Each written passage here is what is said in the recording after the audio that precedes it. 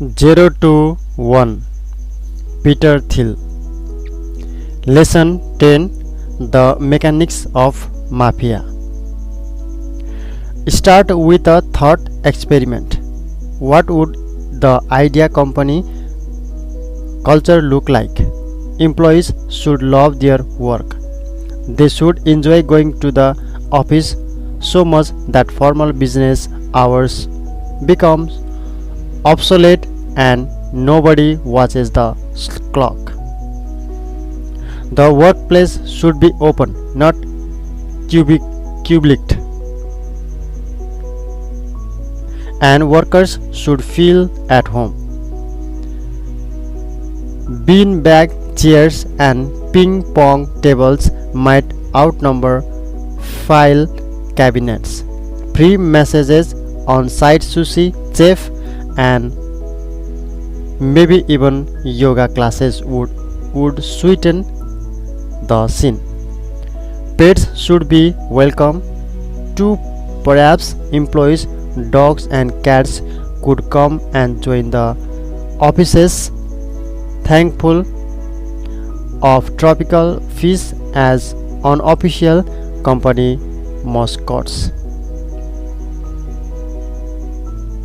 What's wrong with this picture?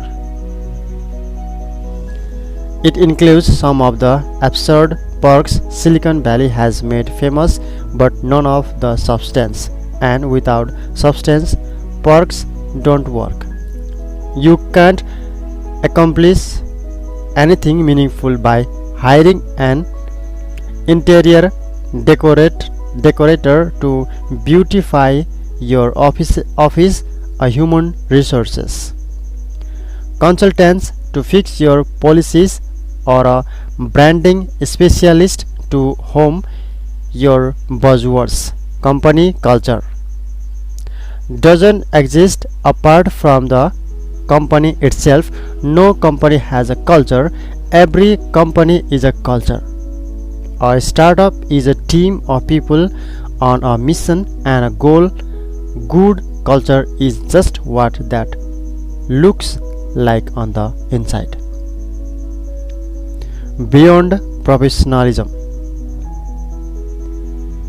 The first team that I built has become known in Silicon Valley as the PayPal Mafia, because so many of my former colleagues have gone on to help each other start and invest in successful tech companies. We sold PayPal to eBay for $1.5 billion in 2002. Since then, Elon Musk has founded SpaceX and co-founded Tesla Motors. Reid Hoffman co-founded LinkedIn. Steve Chen, Chad Hurley, and Jude Karim together founded YouTube. Jeremy Stoppelman and Russell Simmons founded Yelp. David Sachs co-founded Emmer, and I co-founded Plantair. Today, all 7 of those companies are worth more than $1 billion each. PayPal's office amenities never got much praise, but the team has done extraordinarily well both together and individually. The culture was strong enough to transcend the original company. We didn't assemble a mafia by sorting through resumes and simply hiring the most talented people. I had seen the mixed results of that approach firsthand when I worked at a New York law firm. The lawyer I worked with ran a valuable business, and they were impressive individuals one by one, but the relationships between them were oddly thin. They spent all day together, but few of them seemed to have much to say to each other outside the office. Why work with a group of people who don't even like each others? Many seem to think it's a sacrifice necessary for making money, but taking a merely professional view of the workplace in which free agents check in and out on a transactional basic basis is worse than cold. It's not even rational. Since time is your most valuable asset, it's odd to spend it working with people who don't envision and long-term future together. If you can't count durable relationships among the fruits of your time at work, you haven't invested your time well, even in purely financial terms. From the start, I wanted people to be tightly knit instead of transactional. I thought stronger relationships would make us not just happier and better at work, but also more successful in our careers, even beyond PayPal. So we set out to hire people who would actually enjoy working together. They had to be talented, but even more than that, they had to be excited about working especially with us.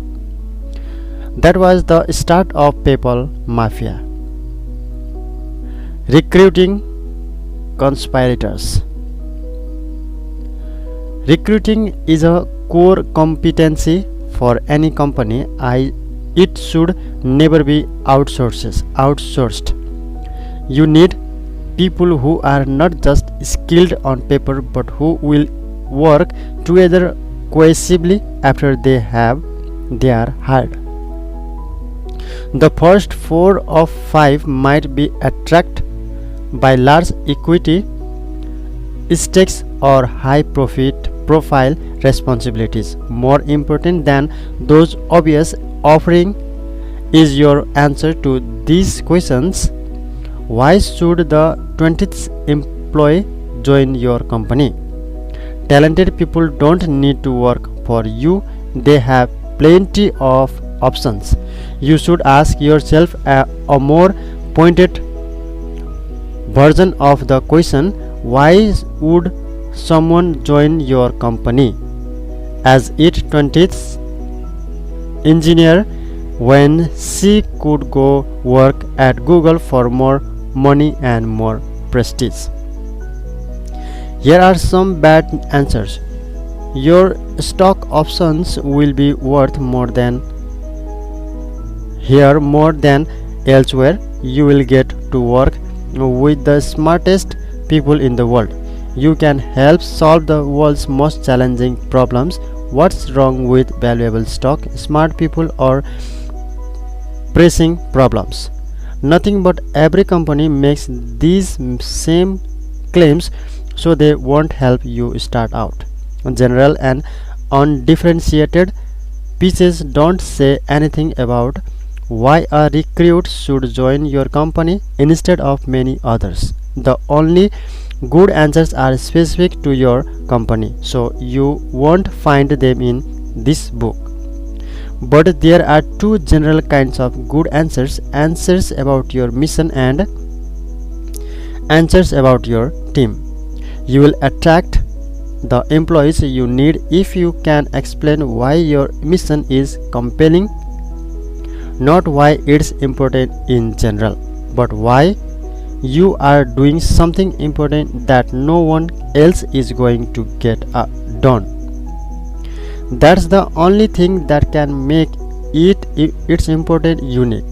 At PayPal, if you were excited by the idea of creating a new digital currency to replace the US dollar, we wanted to talk to you. If not, you weren't the right fit. However, even a great mission is not enough. The kind of recruit who would be most engaged as an employee will also wonder, Are these the kind of people I want to work with? You should be able to explain why your company is a unique match for him personally. As if you can't do that, he is problem. He is probably not the right match. Above all, don't fight the pork war.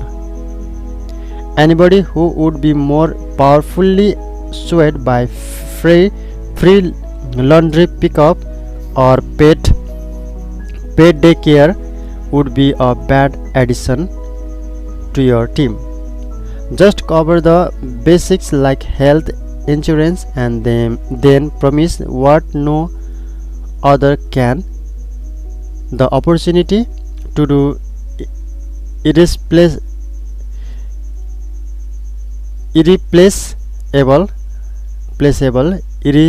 irreplaceable work on a unique problem alongside great people. You probably can't be the Google of 2014 in terms of compensation or perks, but you can be like the Google of 1999 if you already have good answers about your mission and team. What's under Silicon Valley's hoodies? From the outside, everyone in your company should be different in the same way. Unlike people on the East Coast who all wear the same skinny jeans or pinstripe suit depending on their industry, young people in Mountain View and Palo Alto go to work wearing t-shirts. It's cleats that take a warrant. Workers don't care about what they wear, but if you look closely at those t-shirts, you will see the logos of the wearers companies, and these workers care about those very much. What makes a startup employee instantly distinguishable to outsiders in the branded t-shirt or hoodie that makes him look the same as high co-workers? The startup uniform encapsulates a simple but essential principle: everyone at your company should be different in the same way. A tribe of like-minded people fiercely devoted to the company's mission. Max Levchin, my co-founder at PayPal, says that startups should make their early staff as professionally similar as possible. Startups have limited resources and small teams. They must work quickly and efficiently in order to survive, and that's easier to do when everyone shares an understanding of the world. The early PayPal team worked well together because we were all the same kind of nerd. We all loved science fiction. Cryptonomicon was required reading, and we preferred the capitalist Star Wars to the communist Star Trek. Most important, we were all obsessed with creating a digital currency that would be controlled by individuals instead of governments. For the company to work, it didn't matter what people looked like or which company they came from, but we needed every new hire to be equally obsessed. Do one thing. On the inside, every individual should be sharply distinguished by her work. When assigning responsibilities to employees in a startup, you could start by treating it as a simple optimization problem to efficiently match talented with tasks. But even if you could somehow get his perfectly right, any given solution would quickly break down. Partly that's because startups have to move fast, so individuals' roles can't remain static for long. But it's also because job assignments aren't just about the relationships between workers and tasks, they are also about relationship between employees. The best thing I did as a manager at PayPal was to make every person in the company responsible for doing just one thing. Every employee's one thing was unique, and everyone knew I would evaluate him only on the one thing. I had started doing this just to simplify the task of managing people, but then I noticed a deeper result. Defining roles reduced conflict. Most fights inside a company happen when colleagues compete for the same responsibilities. Startups face an especially high risk of this since job roles are fluid at the early stages. Eliminating competition makes it easier for everyone to build the kinds of long-term relationships that transcend more professionalism. More than that, internal peace is what enables a startup to survive at all. When a startup fails, we often imagine it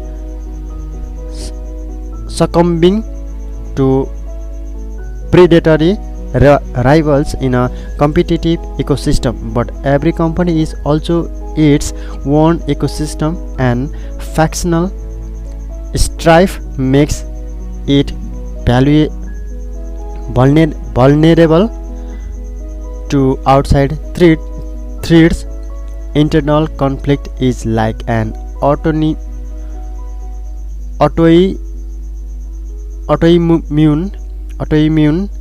disease. The technical cause of death may be pneumonia, but the real cause remains hidden from plain view.